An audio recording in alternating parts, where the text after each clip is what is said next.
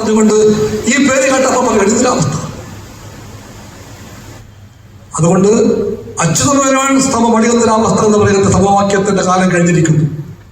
അതിന് പറയണ്ട. അച്യുതമേനോൻ സമം ജന്മത്വത്തിന്റെ അന്ത്യം.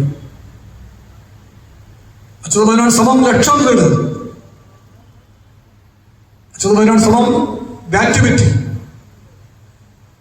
അച്യുതമേനോൻ സമം കർഷകത്തൊഴിലാളി നിയമം. അച്യുതമേനോൻ സമം ശ്രീഡബ്ല്യുആർ നിയമം. അച്യുതമേനോൻ സമം ശ്രീചിത്ര.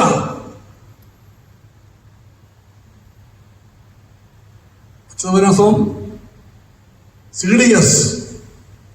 ഇതെല്ലാം സമം അച്യുതമേനോന. അതൊന്നും കാണാതെ അടിയന്തരാവസ്ഥ കളരാത്രി ആ വർത്തമാനം പറയുന്ന ആളുകൾ, ബഹുമാനപ്പെട്ട സഖാക്കൾ ആർക്കെല്ലാം മാപ്പ് കൊടുത്തോ ഓർത്ത് നോക്കിയാൽ മതി. ആർക്കെല്ലാം മാപ്പ് കൊടുത്തു? അവർക്ക് എല്ലാവർക്കും മാപ്പ് കൊടുക്കണം. ആരുമായി കൈകോട്ട് പിടിക്കണം.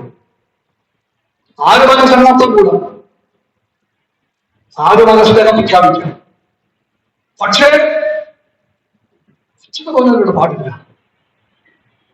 ആ രാഷ്ട്രീയം എന്ത് രാഷ്ട്രീയമാണ്? അതിലെവിടെയാണ് മാർക്സിസത്തിന്റെ ചരിത്രത്തിലുള്ളത്? ലക്ഷ്യത്തിലെത്താത്തത് ഒരു ദർശനമാണ്. ആ ദർശനത്തിന്റെ പേരാണ് ഒബ്ജക്ടിവിറ്റി വേണം, യാഥാർത്ഥ്യബോധം വേണം. അങ്ങനെ വരുമ്പോൾ ആർക്കും ക്ഷമ കൊടുക്കും നിങ്ങൾ, ആരുമായി കൈകോർത്ത് വിളിക്കും നിങ്ങൾ. പക്ഷേ അതിന്റെ കാര്യം ഞാൻ വീണ്ടും പറയട്ടെ, ആ രോഗത്തിന്റെ ഫലമാണ്. ആ രോഗത്തിന്റെ പേരാണ് സ്പ്ലിറ്റ് സിൻഡ്രോം.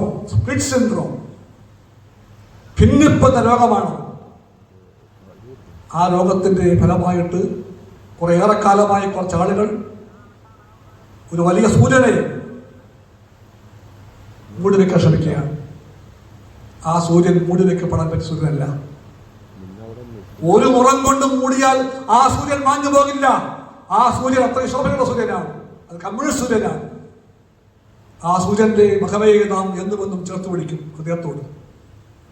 ആ സൂര്യൻ കമ്മ്യൂണിസ്റ്റ് പാർട്ടിക്ക് അഭിമാനമാണ്. ആ സൂര്യൻ പാർട്ടിക്ക് മാത്രമല്ല, തൊഴിലാളികൾക്കും കർഷകർക്കും ജനങ്ങൾക്കും ശാസ്ത്രജ്ഞർക്കും ചിന്തിക്കുന്നവർക്കും ചരിത്രകാരന്മാർക്കുമെല്ലാം ആ സൂര്യൻ വെളിച്ചമാണ്. ആ സൂര്യനെ കമ്മ്യൂണിസ്റ്റ് പാർട്ടി അഭിമാനമായി നെഞ്ചേറ്റുമെന്നും ആ സൂര്യനെ പറ്റി തലമുറകളെ കമ്മ്യൂണിസ്റ്റ് പാർട്ടി പഠിപ്പിക്കുമെന്നും നാം പ്രഖ്യാപിക്കുന്നു. തലമുറകൾ ആ വലിയ മനുഷ്യനെ, ആ വലിയ കമ്മ്യൂണിസ്റ്റുകാരനെ പഠിക്കണം, അറിയണം.